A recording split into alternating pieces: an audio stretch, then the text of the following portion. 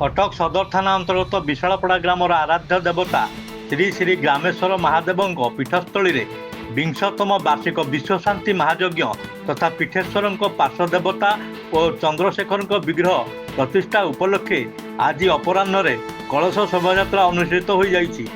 उक्त कलश शोभायात्रा विशालपड़ा एवं सबलपुर समेत आखपाख ग्रामर महिला और पुरुष माने ग्रामेश्वर पवित्र पुष्करणी जल उत्तोलन करी ग्राम परिक्रमा करने सह ग्रामेश्वर पीठस्थली रे पहुंची।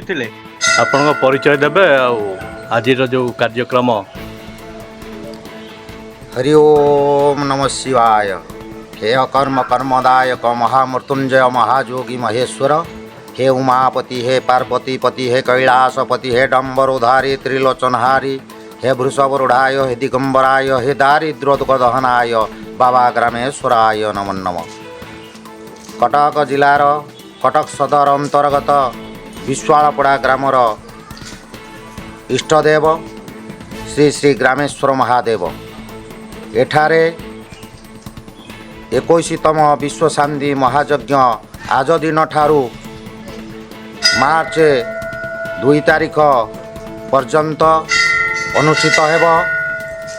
एही पीठर महिमा कहिले सरिब नाही।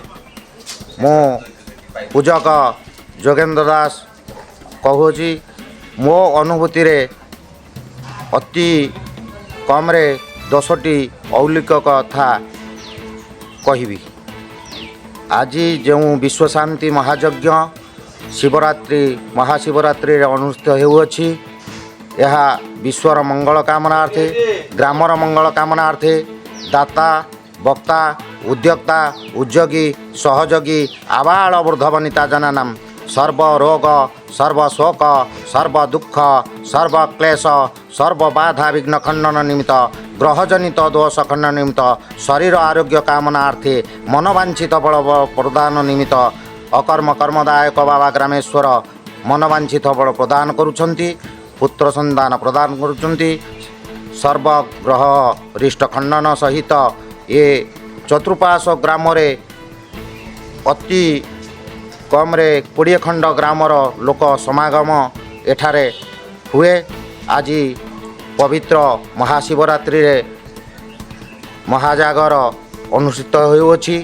एठारे श्रद्धालु भक्तंगर बहु संख्यार समागम प्रातः समय होइथिला आउ संध्या समय हेबार आशंका अछि। तत्सहित ग्रामवासी सक्रिय सहयोग रे उक्त विश्वशांति महायज्ञ 5 दिन धरी अनुष्ठित होई आसंता 2 तारिख रे उद्यापित हेबार कार्यक्रम रही।